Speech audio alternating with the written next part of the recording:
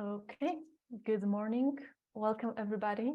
Welcome to Thursday Dialogues on Agroecology Schools, a special edition of a webinar called Bridging Generations in Agroecology.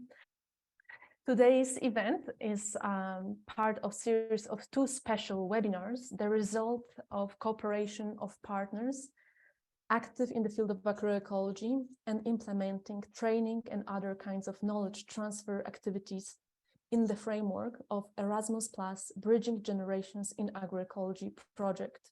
In short, this project is called BAG. This consortium gathers 6 organizations from Poland, Germany, France, Netherlands, Italy, and Switzerland. And all partners conduct activities of adult education for agroecology and decided to partner to share experiences and improve their activities in terms of content and methods, as well as to raise awareness on the issue of knowledge dissemination in agroecology. The BAG project is an answer to the current challenges affecting rural areas in Europe, and specifically the difficulties surrounding the sharing and co-creation of knowledge. And today's topic of knowledge sharing for farmers, autonomy and collaboration concerns both the dynamics in agriculture production and public agreements in which farmers can be both encouraged and supported or can be excluded and isolated. It is often said that the job of a farmer consists of multiple traits in one.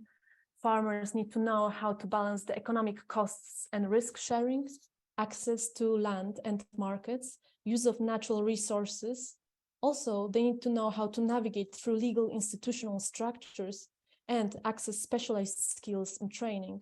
In many domains of their work, farmers have incredibly individual and specific contexts to which they have to adapt, and it is hard to look for blueprints.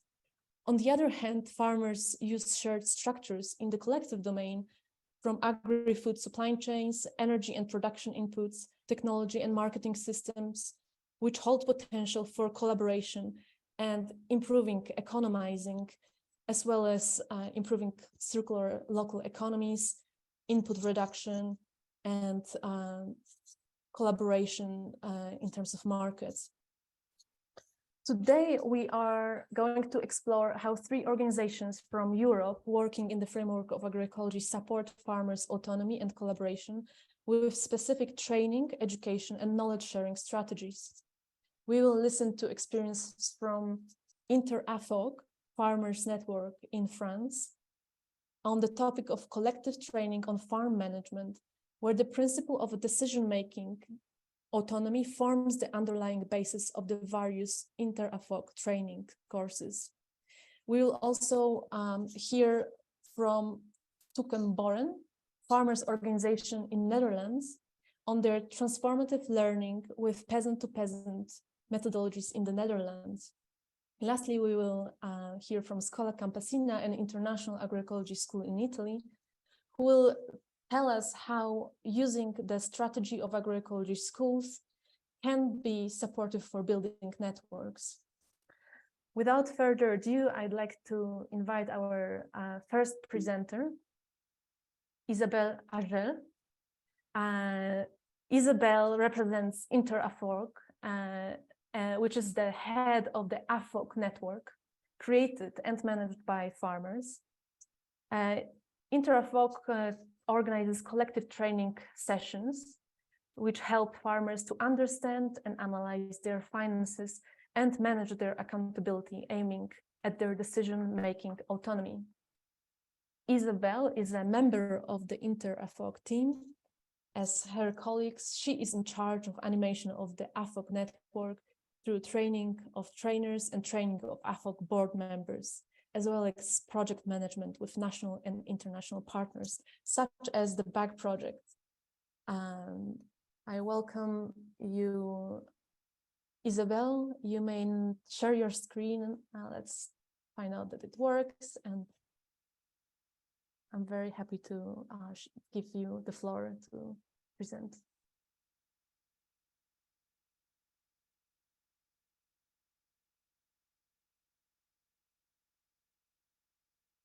That's good. We have Good morning, everybody. possible.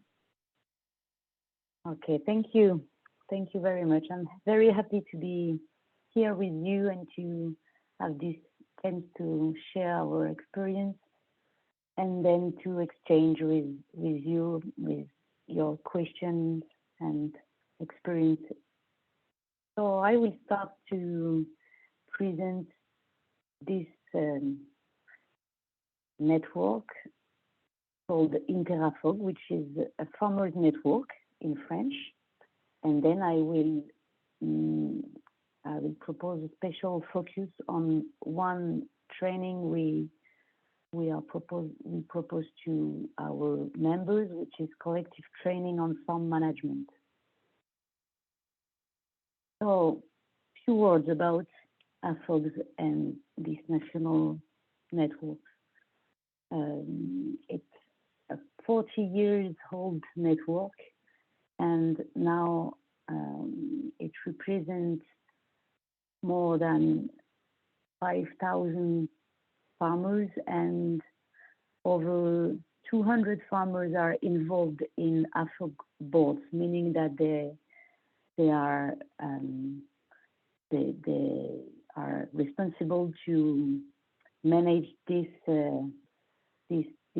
local association and to define altogether the goal of this local association, meaning also the farmers' needs about trainings, and a few words about also the Interafog is a national network and gathered the 30 local associations called AFOGs, and AFOGs makes lifelong vocational training in economics for farmers. Economics like accounting, management, strategy. This is the special topic work on with AFOG. So the main goal of AFOG is to improve people's abilities to understand and to master better the complexity and the totality of their farms according to their values and their goals. This is very important that we base our work on the farmers themselves and what is important to them. So as I said, the AFOGs are created and managed by farmers themselves. The AFOGs are created and managed directly by them. The farmers want to learn, the farmers who are constituting AFOGs want to learn how to do their own farm accounting rather than delegate it to external accounting center. For instance, they want to be empowered in their decision making by getting more knowledge on this economic matter. So they by understanding what drives their choice and the risks they take, as economic as well as personal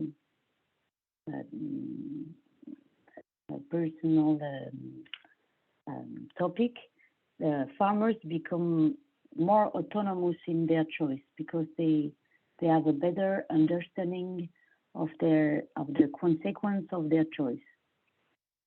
And then AFOG's members want to learn more about their economic model and the way to improve their financial management, also to be more capable to arguing their choice with banker, for example, if they have to borrow money to build a process unit, for instance, so that they can argue to the bankers how they built their economic model, and then they can assuming better their choice, even if it doesn't go, even if their choice don't go as planned. So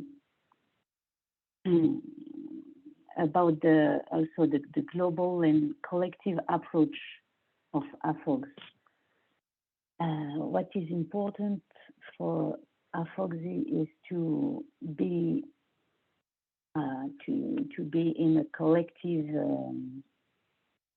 approach, meaning to learn together with other farmers who may not have the same models or the same approach.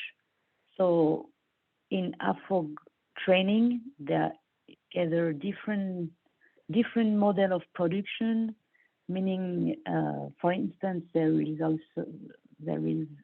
almost 70% of AFOG members in organic farming, for instance. Not everyone is in organic farming. And there is also different kind of marketing, direct selling or not. So one of the core principles of AFOG is to respect the choice of each other, because this is important to permit each other to make their own decision. This is our strong principle in AFOGs, to permit people to have their own decision, and so it means that we respect the choice of each other. Then the process of AFOG is to raise questions about the system and the management of the different farmers' practices.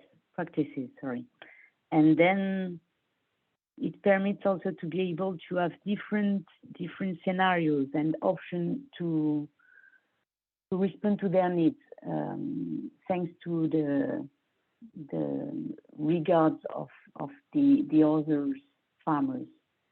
So now I would like to focus on this collective training on farm management. Well, we have different kind of farmers, as I said, in AFOG. We have also the experience of the farmers can be short, meaning the new entrants in agriculture, and this is the public, the target public of this specific training that I will present you.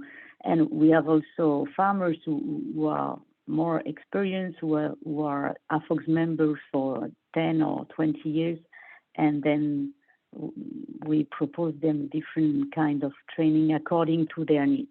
So it can be also, let's say, about work organization, or about marketing, or, well, different topic depending of their special needs.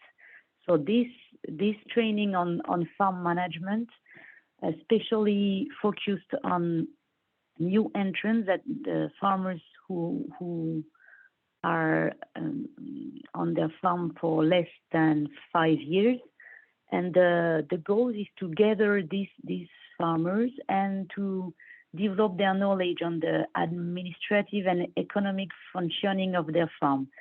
Assuming that for the first years maybe they were more focused on technical aspect, and a lot of things to manage for the first years on the farms. So this training is getting for 7 months, on a 7-month period, during, well, it's 6.5 days. And between each days, also the farmers may have some homework to do between the different days. So explain also shortly, and then I will let you ask question if you want to have more details. So the different steps of this training. These farmers will come to this training to have more knowledge on administrative and accounting aspects. So we will firstly start with this aspect. So like explain them and exchange with them about their knowledge on administrative document management, or about also the different legal operation that they have to do, and then it can take different days, and then between each days they have to make homework to go ahead with their accounting. And then when they come back, they will share their difficulties and their questions, and the trainers, his role is mainly to permit one to the other to respond to the other. It's not always the trainers who give the answers. So they start with this administrative and accounting aspects on their farms, and then also, well, most of the topic in this training are related to administrative and accounting aspects. There is also always in AFOGS, with this global approach, also a space given to the farmers himself, to what is important to him. So also stepping back and thinking strategically regarding to what is important to him. So, for instance, I propose to share one of the pedagogical tool that we can use on AFOG. This tool is named 5 Points to Say. So we have this shadow place and colored place who can highlight the different element, different questions that the farmers will share together about what is what was the motivation before the setting up, and now what is the shadow for the farmers, the weight on you for in your work, so there are different concerns. They have to look on it, and it's not only about economic, of course. It's an overview, even personal, or the balance between personal and professional life also as is placed here. And in the other parts, more colored things like their motivation, what gets you up in the morning, and of course, description of the farm, so that everybody knows in the training what is the aspect, what is the description of the farm for the other, and also to identify the strengths of the farms, the reason that they remain confident. So this is almost for one day, almost all this personal work to do this, and then to share to the other all these elements, and then the other one can ask questions, and why this is a shadow for you, or why this is a strength, and then to important. Well, this collective exchange are important. So, starting with this, after the day after, they will collectively identify a problematic that they commonly encounter. So, it can be, for instance, about the marketing strategy, for instance, or the balance between personal and professional life. and then they will collectively reflect on this problematic and identify the causes of this problem and consequences also of this, and then they will of course then try to find some solution of this problem altogether, depending of each one's specific context, but well, to exchange about this shared problem. And then at that last phase, let's say, they will analyze the economic situation of the farms, of their farms.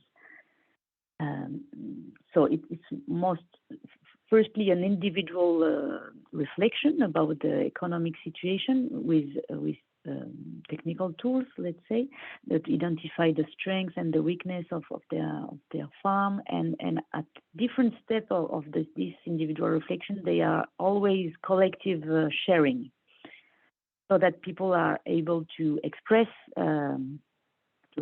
formulate the different aspects, and then to have the questions or the view of the regards of the other one.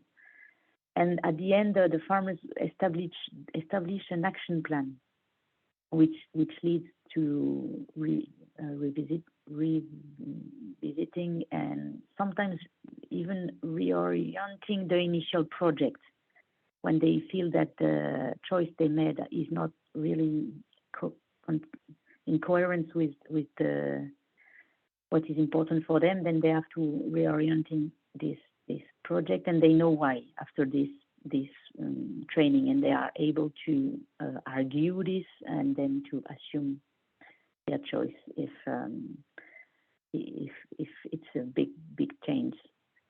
So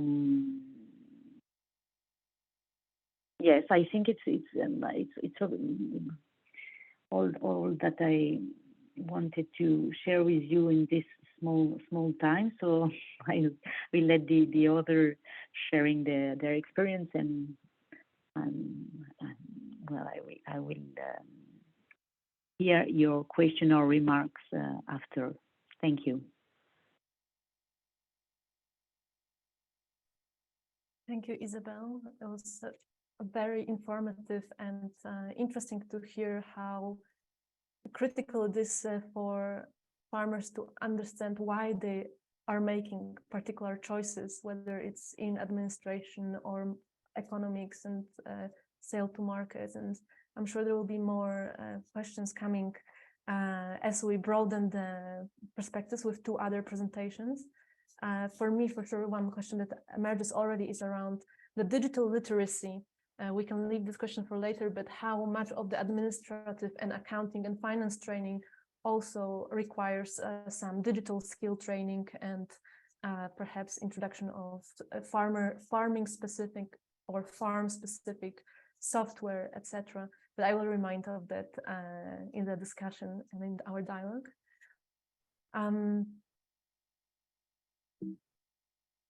We will move now to the second presentation by Leonardo van der Berg from Tukkenboeren.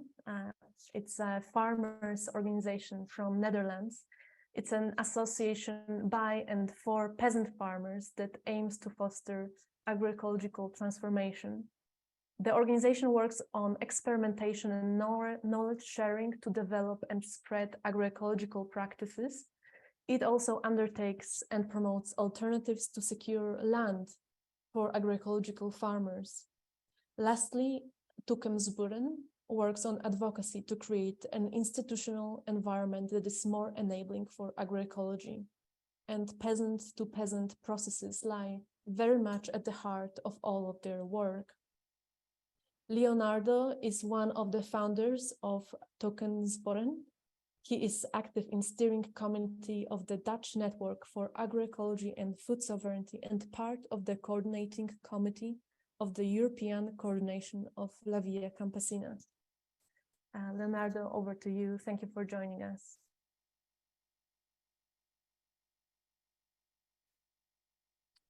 Thank you. I'm just sharing my screen here. I think it's working. Okay, so thanks a lot, Joanna, for introducing me. So as you said, I'm active for Toekomstboeren, but also part of the coordinating committee of the European coordination of La Via Campesina. But I will talk today mainly as a member of Toekomstboeren, and I will talk about peasant-to-peasant learning, or the way that we do it at Toekomstboeren, as a tool for learning, but also as a tool for societal transformation. And we call it the boerenvuren. This is our term for peasant to peasant, and you translate it, it means farmers' fires. So a little bit about Toekomstboeren first. Toekomstboeren is an association of agricultural farmers, right? So we have farmers that are members of our organizations, and it's a national organization.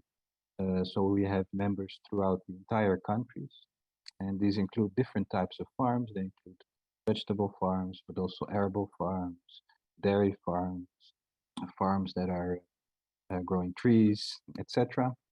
Many of our members are new entrants, but we also have quite a lot of members who are more established farms that have already been established for more generations. And the goal of the organization is to support actually our members in their challenges and their struggles, but also more broadly to foster agroecological transformation. So a lot of our work is focused on our members, but we also look outside it, because for transformation we know it's not something that we can do by ourselves, but so we also are very much involved in building broader networks, and one of them that we initiated is the Federation of Agroecological Farmers, which is a network of 6 different farmer organizations in the Netherlands, but also the Dutch Agroecology Network, which is also the Nederlandse chapter in the Netherlands, and which includes not only farmer organizations, but also climate, environment, and research organizations. We're also the Dutch chapter of La Via Campesina, and through La Via Campesina, we're also involved in work more on a European level and international level as well. So peasant to peasant is something that we use it, but it's not something that we developed. It's an approach actually that has been developed in Latin America. I think it was in Nicaragua, but it's something that is being used all over the world now, including still a lot in Latin America, but also in Africa, in Asia, in Europe, etc. And the core of this peasant-to-peasant learning is this horizontal exchange. It's really based on an equal exchange between participants that take part, particularly farmers, exchange of ideas, of experiences, of innovations. So it's not about somebody coming there and telling, or an expert coming there and telling other people what to do.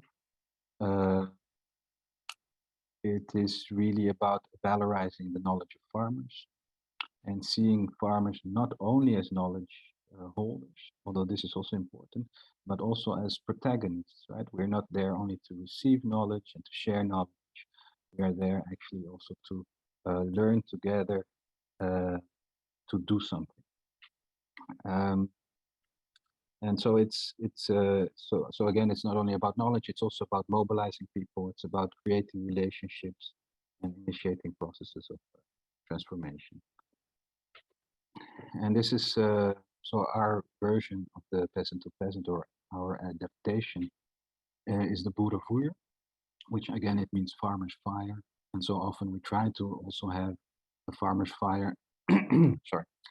And this is something we started about 10 years ago. And you see here on the picture, it's also one of the first farmer's fires. They were still very small then, 10 years ago. But since then it has grown to become really the heart of the organization. Actually, almost all our activities, all things that we do, they pass through a peasant to peasant. They pass through a boerenvuur, or they are initiated actually at the boerenvuur. And we have different elements, and of the Boerenvuur, and I will go through them to you right now. One of them, and it's quite an important one, is the Mystica.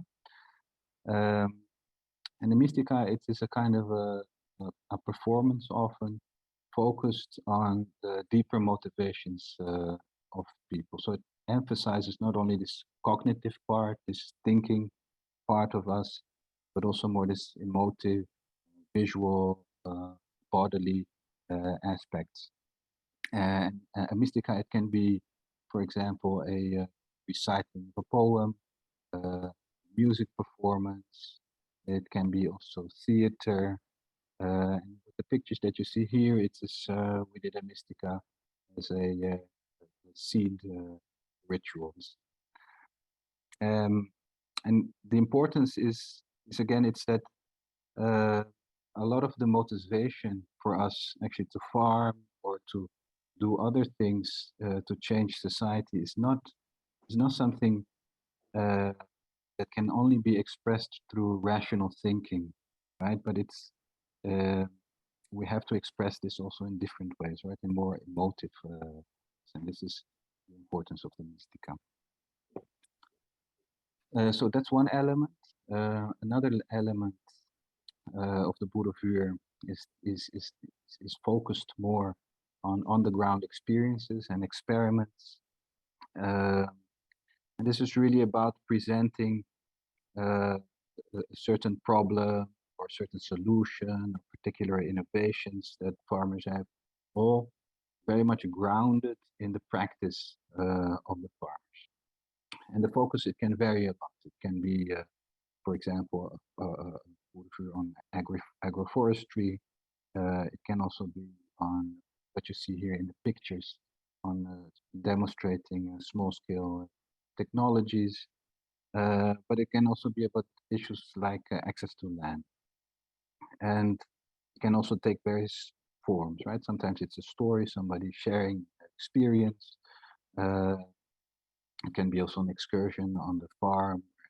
Farmer highlights particular aspects that we have on the farm, or it can be in the form of demonstrations like you see on the picture.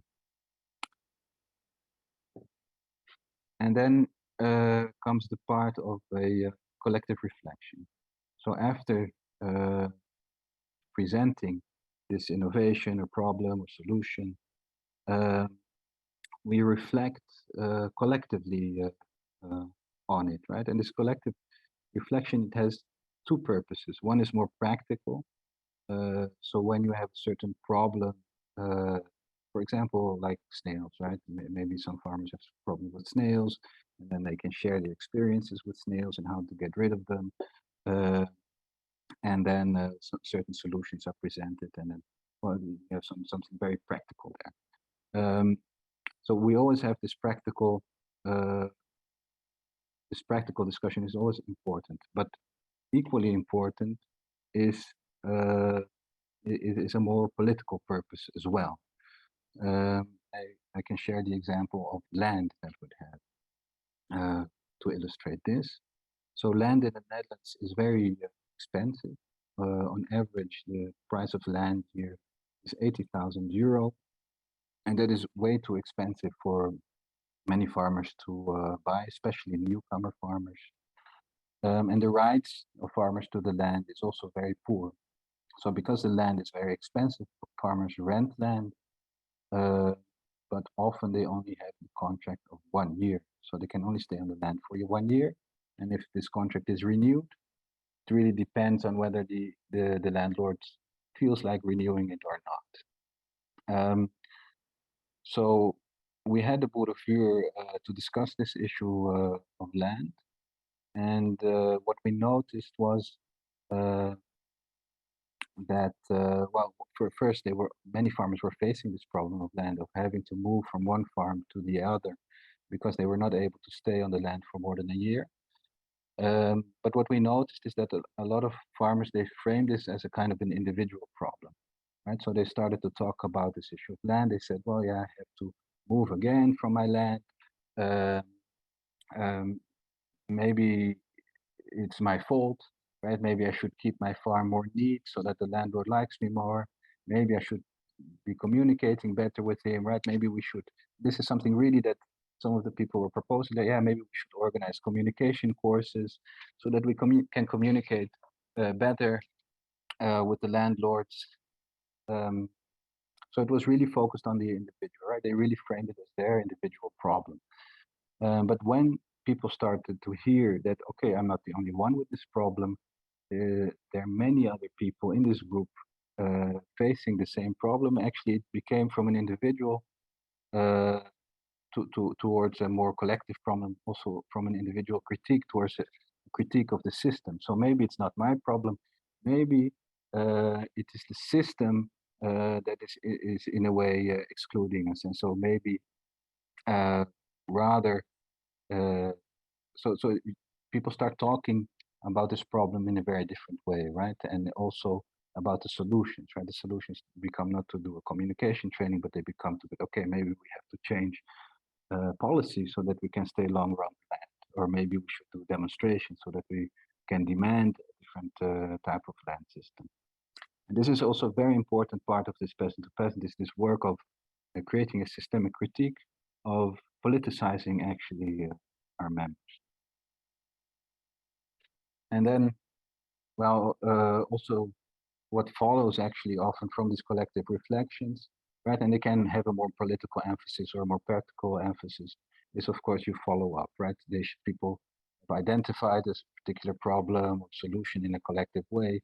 Then the question comes up of, okay, so what do we do next, right? And it can be in the demonstration or a manifestation, as you see on the picture, which we also often have organized. This one we mobilized several organizations also to highlight the problem of land.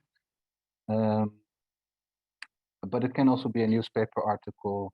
It can also be a publication showcasing different innovations on how to do agroforestry. But also what we have done is, for example, made model contracts for tenure agreements, right? So they have a model contract so that they can negotiate better with land owners. But also a group has been formed that is now in negotiation with the ministry to revise tenure agreements. And we also organize, and this is also something that came from the Boerenvuur, is we organize now trainings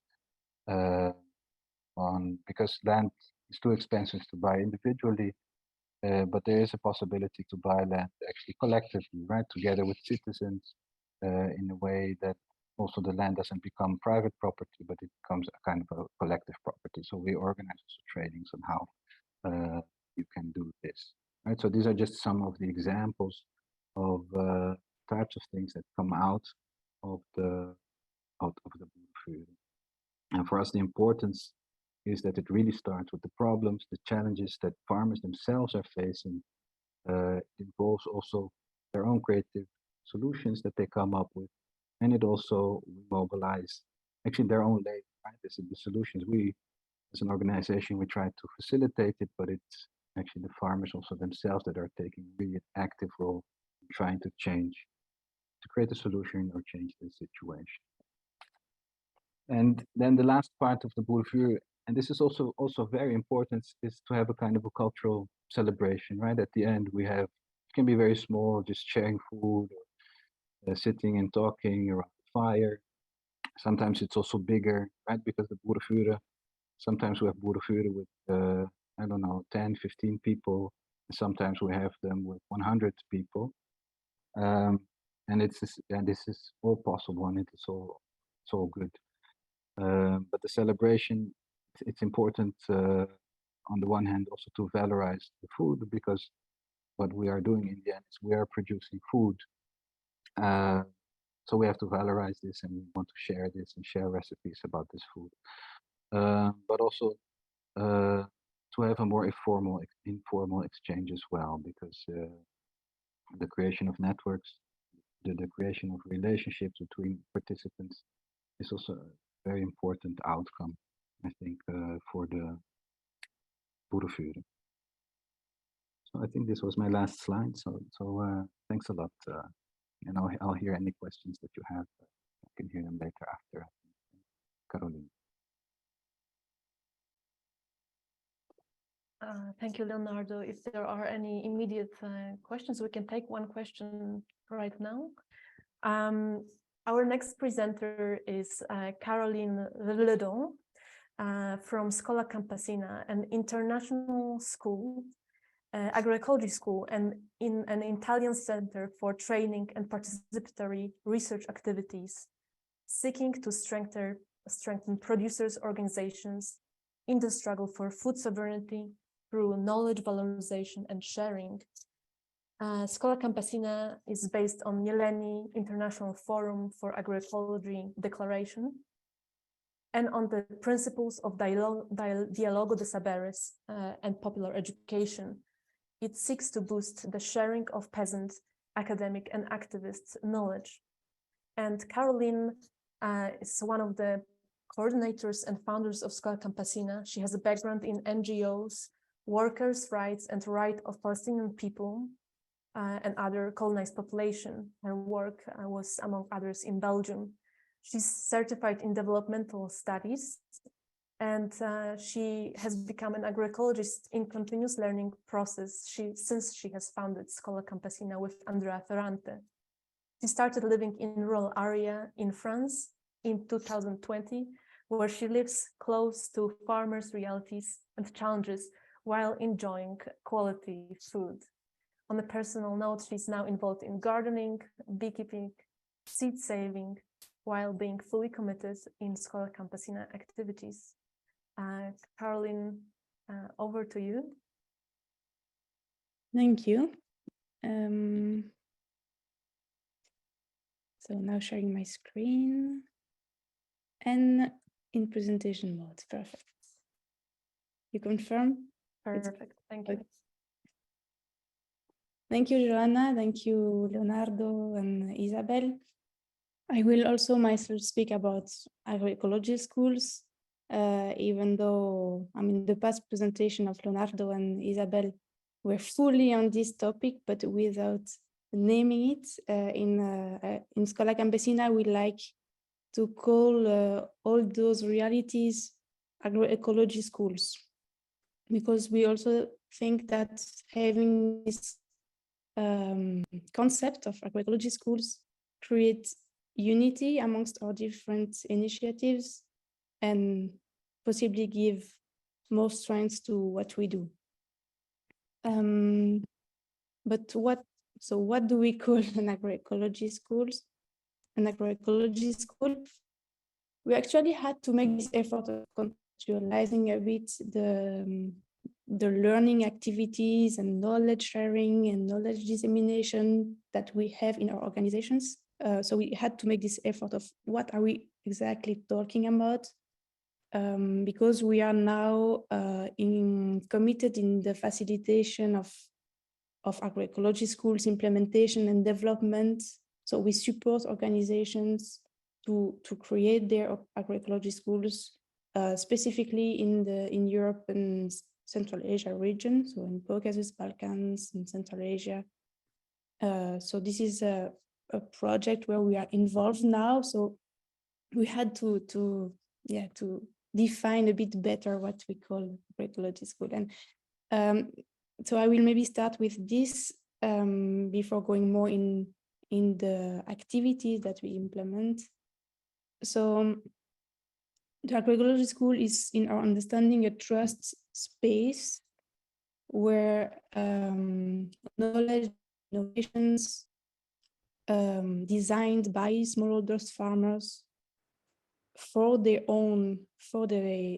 needs and based on their reality are shared. So it's a place where, if individual farmer find a nice way to overcome a specific challenge, it's really valuable. But if there is no space where to share this, it cannot be valuable for others. So it's an approach of education also that is really different from what we may know when we follow, I mean, a classical path of education in the formal education system, for example.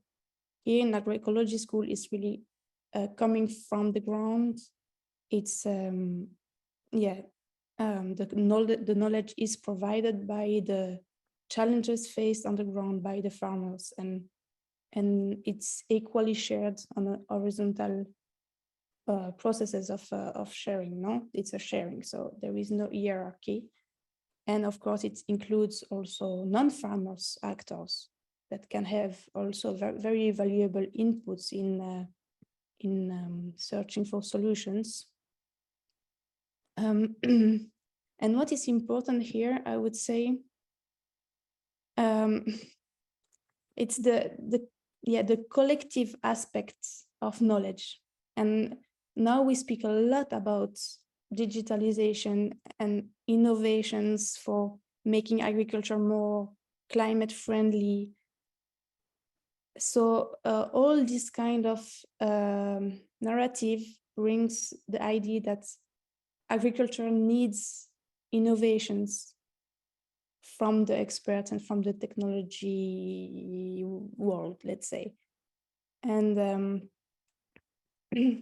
when a technology, when an innovation is designed somewhere and applied to the fields, we are in a very individual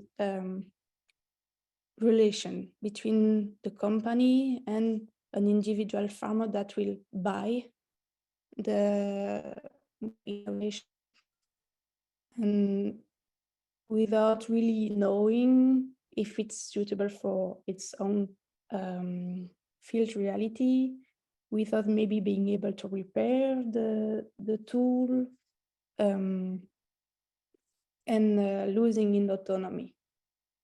So this is really where we see the difference with, let's say, it can be tools, it can be equipment, it can be seeds, it can be knowledge on how to deal with a specific pest. So I mean, knowledge is very broad, but when it comes to being more strong on your own farm, if knowledge comes from the organizations where you are part of and is collectively adopted, then we are in very different approach than when technology is bought by the farmer. And for the short, maybe I have time to. The short anecdote. I have recently read that in some cases, I think in the US, when you buy a tractor, for example, in some cases, it's not general, but I have read that sometimes you are not even the owner of the tractor that you buy. You are just, you buy a license to use it. So you have no choice about if you want to paint it in another color, if you want to repair, which is much more important, or if you want to adapt this tractor to your fields, this is not possible. And you are completely tied to the company also for all the data that is taken from through this tractor, smart tractor, that goes directly to the company. You have no any control on that. I was quite shocked to see that you are not even the owner of the tool. No?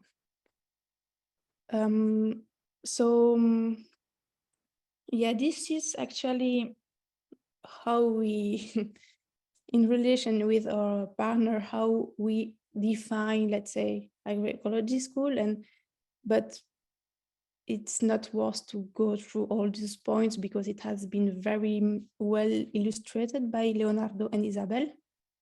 I mean, the peer-to-peer aspects, the fact that solutions are discussed together and found together. I mean, this paper can be available for us if you are interested. It's a bit longer.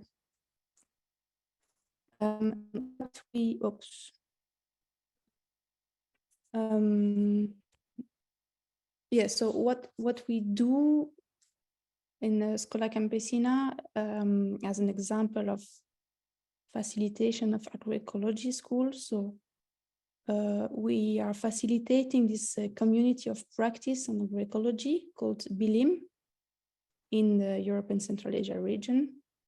And this comes from the idea that in this region we have so many organizations making so many different kind of activities on the ground that all relates to agroecology. For example, the organization of seed fairs, others that support rural women in so many different ways, others that involve children in farms, others that create equipment adapted to small-scale food production or processing equipment, seed saving, and new relations with the consumers and so on. So we're so rich in those initiatives that the project here is to share all that, no? To share all these initiatives, not only to have access to those interesting way of doing, but also to be more connected to each other. And we think that so the sharing of our activities is strengthening our organizations because we learn from each other, but we are also becoming a network in this sharing. And this is how agroecology schools can be leverage, for the network building, and that would end up with more collaborations, and also to be more close to each other also in our advocacy work, in defending our rights and defending all those activities at a higher level.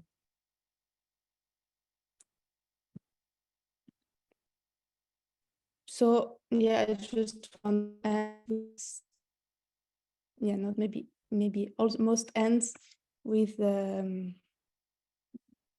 this summary of the idea that agroecology schools can really give us more than just knowledge. And it's also a matter of feeling that we have capacity to produce the knowledge that we need and the equipment that we need, the innovations that we need. It's a matter of recognizing this and value this those aspects. So what I wrote here, I cannot see because of the Zoom. Yeah, and indeed, agroecology schools are a way to defend what we are implementing on the ground. And when we have all this richness of culture and young people motivated, we have our local cuisine, we have our local way of making food, we have our seeds, then it's just, we are just missing the organization aspects, and the agroecology school that would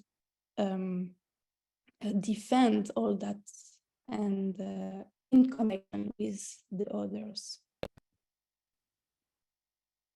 And I will stop here for Scuola Campesina part, let's say, but I would like to take the opportunity of this webinar to tell you that we share this way of doing what I just shared with you.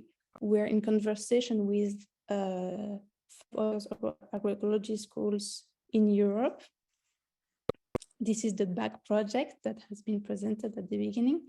And as out of this nice sharing, we have produced this guidebook on agroecology, which is the, let's say, the results of our discussion on knowledge dissemination for agroecology in Europe.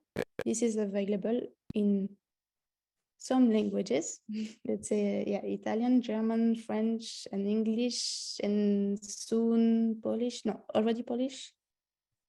We have also developed curricula to be more, to have a set of curricula to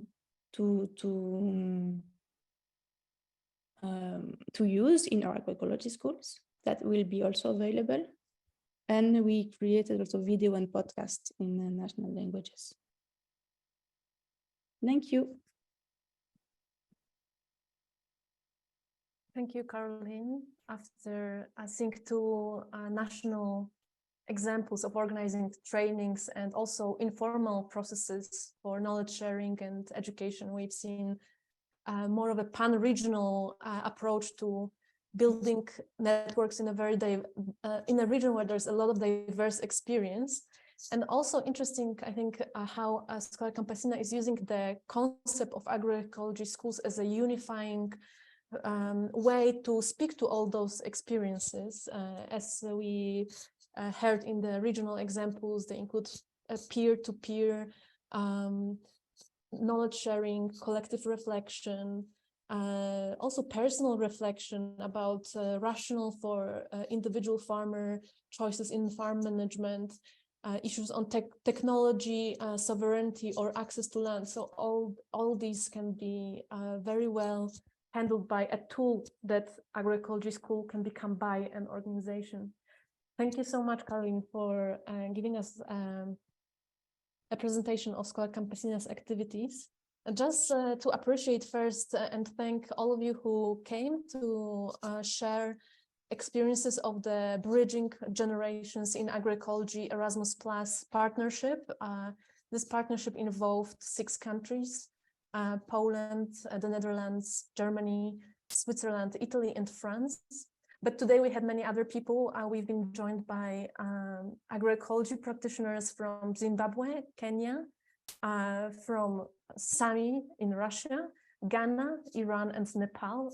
Just to sum up, we've heard 3 presentations today from France, InterAFOC, Netherlands, Hoekensburen, and Italy, Schola Campesina, all of them actually internationally partnering in strengthening agroecological practices, agroecological education, and agroecological advocacy, political work.